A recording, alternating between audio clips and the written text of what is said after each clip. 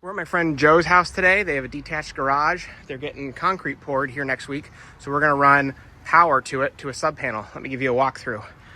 So they have an overhead service and an external disconnect, 200 amp service. So I've put in this separate disconnect. Right now it's got a 60 amp breaker, but it's capable of handling a 100 amp. We're gonna do feeder taps inside here, which you can do. Run number 3s over to here. And then this will basically be the disconnect for and overcurrent protection for the feeders to the garage circuit. We're gonna run surface mounted EMT along the brick, all the way around here, over to here, and then go underground to the side of the garage. I'll give you that walkthrough. So up here, here's where our panel is gonna be. Already got this mounted, knocked out, got a pilot hole drilled, and then we'll come up. There's our pilot hole. Put a conduit body in there, come up, and then into the panel. Here's Joe running the power trencher that he rented for this job, which was definitely a must, given the little bit of a time constraint that we were on, the hard compacted soil that we have here in Illinois, and the depth we needed to get to. Power trencher made quick work of everything. So I've got a box. See that box right there? That's where the EMT will meet with the underground run. We're gonna go 1.25 inch underneath, just in case they ever want to upgrade to a 100 amp, they can run number 3 conductors through that. Here's the box where we transition to 1.25 rigid and then to PVC for the underground run.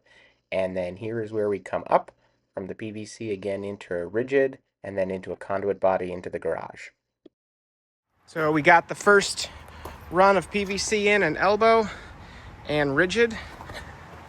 Got it secured there with some strut going into the panel, and then transition to PVC, and now we'll connect them all up. So here you can see we've got the PVC run to the sufficient depth, and then a partial backfill before we put down the marker. And then here's a picture of the transition. It's probably overkill since this is going to be underneath concrete anyways, but always good practice. You never know what might happen in the future. So here's the final product. We have our 60 amp overcurrent and disconnect right here. We have our feeder taps inside, number 3s coming over in case they ever want to upgrade to 100. Here's the disconnect, nothing fancy. And then we come out along here, around into the box, down, up, in, and then around to our new panel. Here's the new panel. Not a whole lot to it, but we absolutely, of course, are making sure that we bond our metal raceway and panel since we've got that break with the non-metallic PVC run in between.